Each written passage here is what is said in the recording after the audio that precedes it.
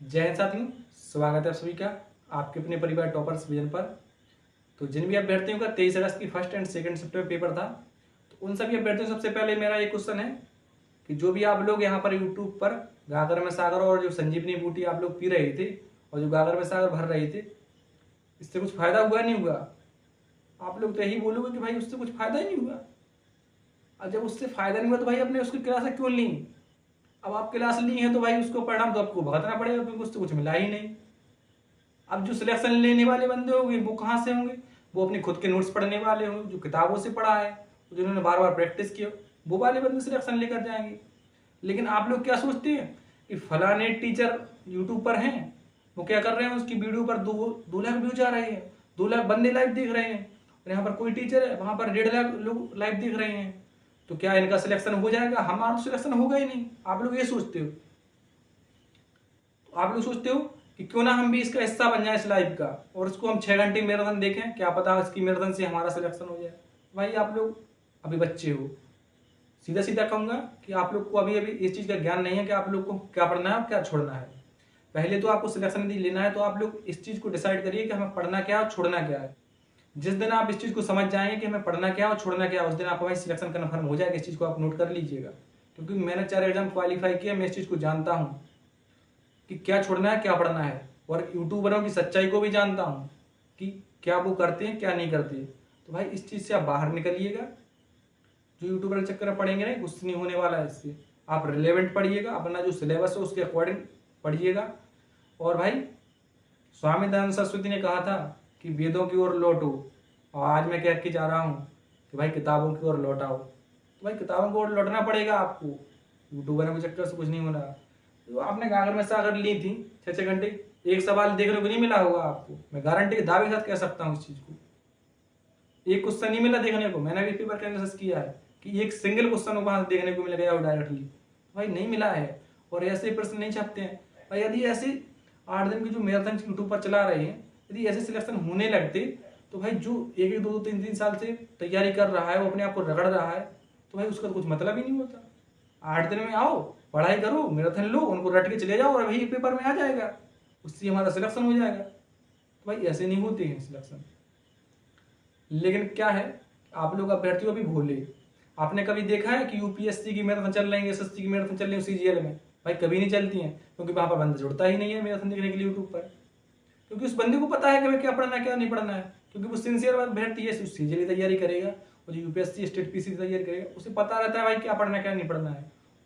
और जो आप लोग वनडे एग्जाम की तैयारी करते हो ना, यूपी पुलिस कांस्टेबल, जो गांव देहात के अभ्यर्थी होते हैं, उन्हें नहीं पता होता है कि हमें क्या पढ़ना है क्या छोड़ना है। वो इन यूट्यूबरों के चक्कर के बहकावे में आ जाते हैं और वहां पर अपना समय बर्बाद करते हैं। इसलिए उस चीज का फायदा यूट्यूबर ये साले उठाते हैं सभी। तो भाई इन चीजों से आप बाहर निकलो, बाकी चीजें आप अपने हिसाब से देख लीजिएगा, क्योंकि आपको जब तक ठोकर नहीं लगे अब तक मानेंगे नहीं। और यदि हम आज के पेपर की यहाँ पर बात करें कि आज का जो पेपर होगा फर्स्ट एंड सेकंड शिफ्ट का, तो उसका लेवल क्या था, तो यहाँ पर यदि लेवल की बात की जाए तो लेवल इतना भी सरल नहीं था कि कोई अभ्यर्थी 140 से 150 प्रश्न को सही कर जाए, इतना भी सरल नहीं था। और इतना भी कठिन नहीं था कि कोई अभ्यर्थी 100 ही पार ना कर पाए। तो यहाँ पर सीधा सीधा निष्कर्ष ये निकलता है कि आज का पेपर जो था मॉडरेट था। मतलब कि पेपर ऐसा था कि किसी भी अभ्यर्थी ने ठीक ठाक रिलेवेंट कंटेंट पढ़ा होगा और अपनी तैयारी ठीक ठाक अच्छी तरीके से की होगी, तो भाई 115 से 120 क्वेश्चन उसने राइट किए होंगे। भाई इतना कन्फर्म है, क्योंकि मैंने इसका एनालिसिस किया है एग्जाम का। भाई मुझे पता है कि जो अच्छे से पढ़ाई करके गया होगा उसका 115 से 120 के आसपास में अपना ठीक किया होगा। और ऐसा नहीं कि 120 से ऊपर नहीं, कुछ अभ्यर्थी हैं ऐसे, मेरे जानने में भी है, कुछ अभ्यर्थियों से बात हुई है, वो 130 पार 135 पार कर रहे हैं। तो भाई उनकी तैयारी अच्छी थी। अब अच्छी तैयारी कैसे थी? क्योंकि वो यूट्यूबर में चक्कर में नहीं पड़े, उन्होंने रिलेवेंट कंटेंट पढ़ा, अपने नोट्स को बार बार रिवाइज किया, अपनी प्रैक्टिस की। भाई यूपी पुलिस कांस्टेबल का पेपर है, ऐसा कोई यूपीएससी पेपर नहीं जिसे आप क्लियर ना कर पाओ। इतना समय आपको मिला, री एग्जाम था ये भाई, 6 महीने का एक्स्ट्रा समय आपको मिला, फिर भी ना पढ़ पाओ तो बेकार है। जब आप 60,000 वैकेंसी में सिलेक्शन नहीं ले पाओगे ना, तो भाई आप तो फिर 1,000-2,000 में छोड़ ही दो फिर आप कि आप सिलेक्शन ले पाओगे। भाई ये बात कड़वी है बट एक सच्चाई है, इस चीज़ को आप मान लीजिएगा। क्योंकि आप 60,000 में सिलेक्शन नहीं ले पा रहे हो तो फिर आप 1,000-2,000 में नहीं ले पाएंगे। जब तक आप इन यूट्यूबरों का साथ नहीं छोड़ेंगे, सिलेक्शन से आप बिल्कुल दूर रहेंगे। और जिस दिन आपने इन यूट्यूबरों का साथ छोड़ दिया, आपने रिलेवेंट पढ़ा, अपने नोट्स को बार बार पढ़ा और आपने किताबों को पढ़ा, उस दिन भाई मैं क्लियर कह सकता हूँ कि आपका सिलेक्शन कन्फर्म है।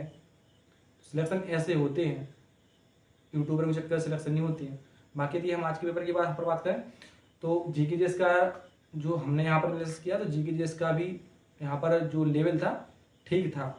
और यहाँ पर मानसिक अभिरुचि की बात कर लें तो मानसिक अभिरुचि में जैसा कि सिलेबस के अकॉर्डिंग था कि 10 से 15 क्वेश्चन यहाँ पर आने थे, तो यहाँ पर दोनों शिफ्ट में हमें केवल 2 से 3 क्वेश्चन ही देखने को मिले हैं।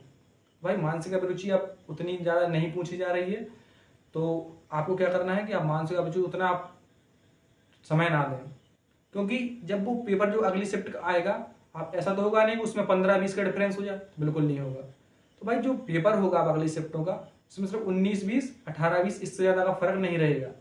तो यहाँ पर जो पेपर आज आया है सेम इसी पैटर्न पर आधारित अगले जो शिफ्टें होने वाली इसी पैटर्न पर आधारित रहेंगी। बस यहाँ पर क्या होगा कि आपका थोड़ा, जैसे कि मान लीजिए कोई सवाल है प्रॉफिट एंड लॉस का, तो उसमें हो सकता है कि जिस कॉन्सेप्ट पर आज सवाल आया उसी कॉन्सेप्ट पर अगली शिफ्ट में सवाल आ जाए, बस थोड़ा आपको डेटा चेंज देखने को मिले। तो भाई इस तरीके से आपको करना है। और यहाँ पर जो आगे शिफ्टें होने वाली हैं उनमें जिन अभ्यर्थियों का यहाँ पर पेपर है, एग्जाम है, तो उनके लिए एक महत्वपूर्ण सूचना है कि आप लोग क्या करिएगा कि आप यहाँ पर आप ज़्यादा पढ़ाई करने के चक्कर में मत पड़िएगा। और आपके पास यदि समय है तो आप अपने नोट्स को रिवाइज कर लीजिएगा अच्छे से। और आप जो पिछली जो शिफ्टों के पेपर हो चुके हैं, मान लीजिए जैसे कि आपका 24 को पेपर है फर्स्ट शिफ्ट में, तो आप क्या करिएगा कि जो 23 की जो दोनों शिफ्ट हुई हैं उनको दोनों को तो आपको कन्फर्म लगा कर जाना ही है। इसमें 30 सवाल आए हैं तो आपको 30 को लगा कर जाना है। यदि आपको नहीं आ रहा है तो उसको सीखिए, उसको सीख करके जाइए, क्योंकि पेपर का लेवल तो यही रहेगा। बस इससे क्या होगा, 19-20 का फर्क पड़ेगा। मान लीजिए कि कोई मैथ का टॉपिक था, मान लीजिए प्रॉफिट एंड लॉस में कोई सवाल आया, आपको उसका कॉन्सेप्ट नहीं आ रहा है, तो भाई उसी पैटर्न पर जो अगली शिफ्ट में भी आएगा तो आप वो भी नहीं कर पाएंगे। तो आपको जब एनालिसिस किस लिए किया जाता है, एनालिसिस इसलिए किया जाता है कि हमें उस चीज का लेवल पता चल सके कि किस लेवल पर आ रही है। जब आपको यहाँ पर पता चल गया कि इस लेवल पर जो आ रहे हैं, इस कॉन्सेप्ट में 20 सवाल बन रहे हैं, तो इसी कॉन्सेप्ट में अगली शिफ्ट में भी सवाल बनेंगे, बस डेटा चेंज होगा। तो यहाँ पर उस कॉन्सेप्ट को आप सीख कर जाइए ना। आप क्यों नहीं सीख रहे हैं?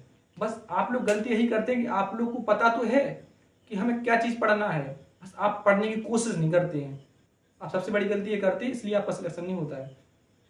तो मेरी सलाह आपको यही रहेगी कि जो भी भविष्य में शिफ्ट होने वाली है, तो अपनी पिछली शिफ्टों को तो कन्फर्म आप करके जाइएगा ही। जितने भी सवाल उसमें मैथ के पूछेंगे उनको पूरा का पूरा बनाकर जाइएगा। नहीं आ रहा है तो उसको पढ़िएगा, बार बार अपनी किताब से देखिएगा, किसी अपने साथी सहपाठी से अपना पूछ लीजिएगा कि कैसे इसको हम सॉल्व करेंगे। जब आप उसको सीख कर जाएंगे तो आपको कॉन्सेप्ट वो क्लियर हो जाएगा। अब उस कॉन्सेप्ट में दोबारा पेपर आ गया ना तो आप बिल्कुल सही कर जाएंगे, ये बात कन्फर्म है। इसी प्रकार से आप रीजनिंग में करिएगा कि जितने भी सवाल आए उनको आप बनाकर जाइएगा, मैथ में पूरे बनाकर जाइए। और जो जीके जीएस में इतने सवाल आए उनको आप एक बार से पढ़कर जाइएगा, पढ़कर क्या पूरे याद करके जाइएगा। अब ऐसा तो होगा नहीं कि जो 150 प्रश्न आए हैं उसमें से आपको एक भी ना आते हो, तो ऐसे होंगे कि आपको हो सकता है 110 के आसपास भी आ जाए। तो जो आती है तो अच्छी बात है, और जो नहीं आ रहे हैं उनको सीख करके जाना है। कुछ अभ्यर्थी गलती यही करते हैं कि जो आ गया है उनको पढ़ लेंगे, जो नहीं आ रहा उसको छोड़ देंगे। तो फिर क्या ही मतलब निकला आपके पढ़ने का।